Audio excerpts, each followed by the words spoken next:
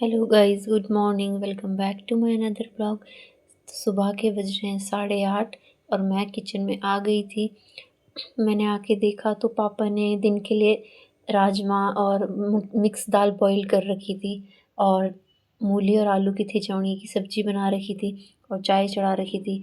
तो मैंने पापा को मम्मी को चाय दी, मैंने भी चाय ली। उसके बाद मैंने चाय पी।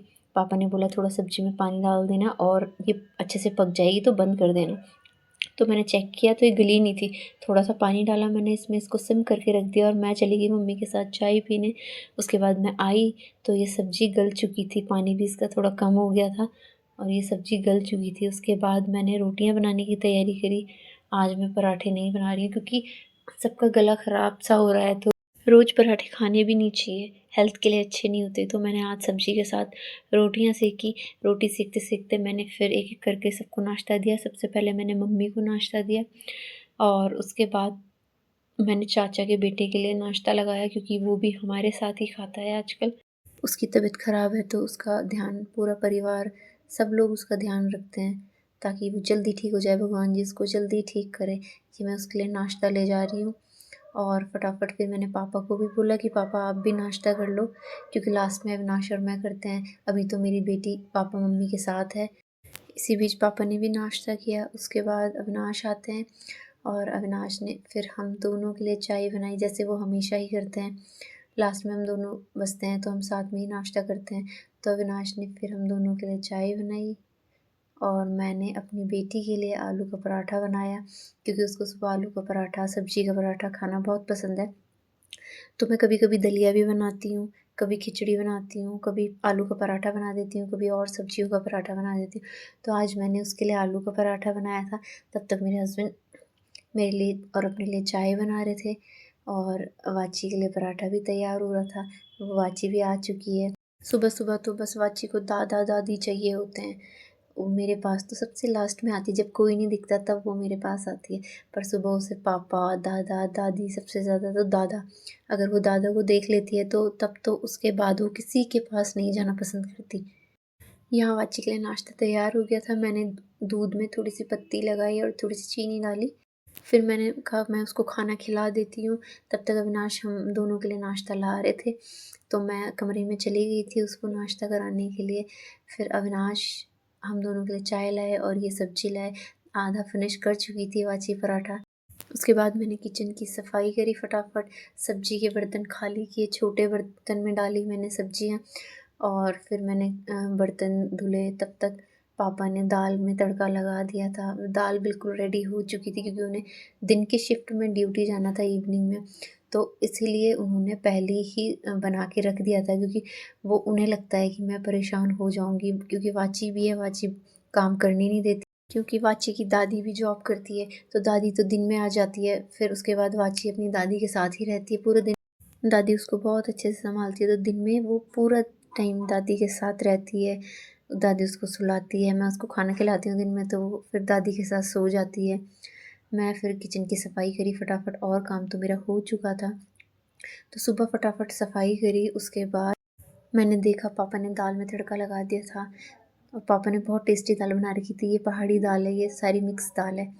फिर मैंने गर्म पानी की बॉटल तैयार करी, मिल्टन में गर्म पानी डाला, क्योंकि मैं वाची को और मम्मी को, मैं दिन में सब गुनगुना पानी पीते हैं। मेरा पूरा काम फिनिश हो गया था तो पापा अंदर थे, तो मैंने कहा पापा मैं अपने लिए और आपके लिए चाय बनाती हूँ। जब मेरा पूरा काम ख़त्म हो जाता है किचन का, नीचे का, तो मैं फिर लास्ट में पापा और अपने लिए, या मम्मी होती है तो मम्मी और अपने लिए चाय बनाती हूँ। तो यहाँ मैं चाय बना चुकी हूँ।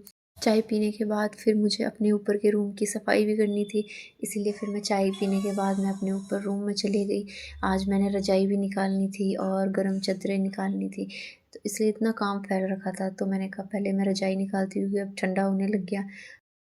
मैंने फटाफट बिस्तर समेटा और जो कपड़े रखे हुए थे कुर्सी पे वो रखे अलमारी में। फिर उसके बाद गद्दे हटाया, गद्दा हटाने के बाद मैंने रज़ाई निकाली और फिर जब मैंने रज़ाई निकाली तो मेरे को जो रज़ाई निकालनी थी वो तो इसमें मिली नहीं, तो मैंने फिर पहले वाली रज़ाई निकाल ली। मुझे दूसरी रज़ाई निकालनी थी, वो बक्से में रखी हुई थी, मम्मी ने बोला कि वो बक्से में है। तो फिर मैंने कहा चलो कोई बात नहीं, मैं यही निकाल लेती हूँ, तो मैंने यही वाली रज़ाई निकाल ली थी। उसके बाद मैंने गर्म बेडशीट वगैरह निकाली और फिर बिस्तर सेट किया, गद्दे वद्दे सब लगाए और एक कंबल में मैंने कवर डाला क्योंकि मैं रज़ाई मुझे अभी नहीं ओढ़नी थी, तो मैंने बोला कि मुझे कंबल ओढ़ना है कुछ समय तक। और रज़ाई मैंने इसलिए निकाली थी क्योंकि ये ठंडा हो चुका था, बेटी के लिए तो ठंडा हो चुका था। बच्चों को जितना बचा के रखो उतना कम है क्योंकि उन्हें सर्दी जुकाम फिर भी लग ही जाता है। फिर मैंने और सामान समेटा क्योंकि साइड में मेरा और भी सामान रखा हुआ था। उसके बाद मैंने सारी मैट बाहर रखी, झाड़ू लगानी थी। अपने प्लांट्स भी देखे मैंने जो मम्मी ने लगा रखे थे, वो भी अच्छे हो रखे थे, उनमें पानी भी डाला। फिर बीच बीच में झाड़ू लगाने के बाद फिर मैंने पोछा लगाया। ये सारा काम करने के बाद, खाना खाने के बाद फिर मैं सो भी गई थी। मैंने आराम भी किया क्योंकि मम्मी ने कहा था कि पूरा दिन मत लगे रहना, आराम भी कर लेना। तो मैंने फटाफट अपना काम निपटाया। कमरा साफ़ करने के बाद कितना अच्छा लगता है ना, बहुत अच्छी वाइब आती है। फिर मैंने सफाई के बाद यहाँ मैट बिछाई क्योंकि अगर रात में फ़र्श में पैर रखो तो कितना ठंडा लगता है, तो इसलिए हम सर्दियों में तो मैट बिछा कर ही रखते हैं। फिर मैं थोड़ी देर बैठी, उसके बाद मैं नीचे चली गई थी और अब मैं किचन में शाम को आई हूँ। और सबसे पहले मैंने सबके लिए चाय चढ़ाई। चाय के साथ साथ मैं थोड़े काम और भी कर रही थी। मैंने कहा तब तक बर्तन समेट लेती हूँ क्योंकि दिन में मैं खाने के बाद मैं बर्तन नहीं धुल पाई थी, मैं सो गई थी। तो मैंने चाय के साथ साथ बर्तनों का भी काम ख़त्म कर दिया था। मैं सोच रही थी फिर उसके बाद मैं चाय पीने के बाद सब्ज़ी बनाऊँगी। फ़िलहाल अभी तो मुझे भूख लग गई थी, तो इसलिए मैंने अपने लिए मैगी निकाल के रखी हुई थी।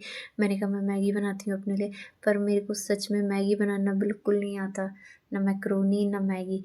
सबसे बुरा काम लगता है मुझे मैगी बनाने का, तो हमेशा मेरे हस्बैंड ही बनाते हैं जब भी मेरे को खानी होती है। तो आज मैंने खुद बना ली थी और वो इतनी ज़्यादा उबल गई थी कि मज़ा नहीं आया। लास्ट में मैंने थोड़ी-सी छोड़ भी दी थी, वो मुझसे खाई नहीं गई, इतनी बेकार बनी हुई थी।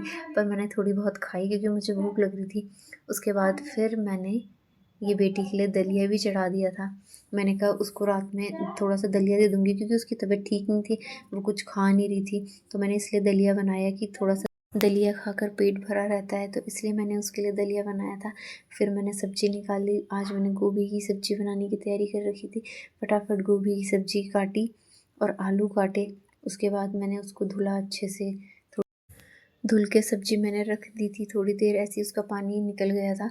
उसके बाद मैंने 4 टमाटर लिए, 2 प्याज़ ली, उसको बारीक-बारीक चॉप किया। उसके बाद मैंने तेल डाला कढ़ाई में और थोड़ा-सा जीरा डालने के बाद प्याज़ डाल दी। प्याज़ थोड़ी-सी भुनी, उसके बाद जिंजर गार्लिक का पेस्ट डाला मैंने उसमें, उसको भी साथ में भूना। थोड़ी देर भूना मैंने। मैं प्याज़ इसमें ज़्यादा ब्राउन नहीं करती, मतलब हल्की ब्राउन हो जाए। उसके बाद मैंने सब्ज़ी डाल दी। मैं टमाटर बाद में डालती हूँ, पहले नहीं डालती। और फिर मैं इसको फ्राई करती गई।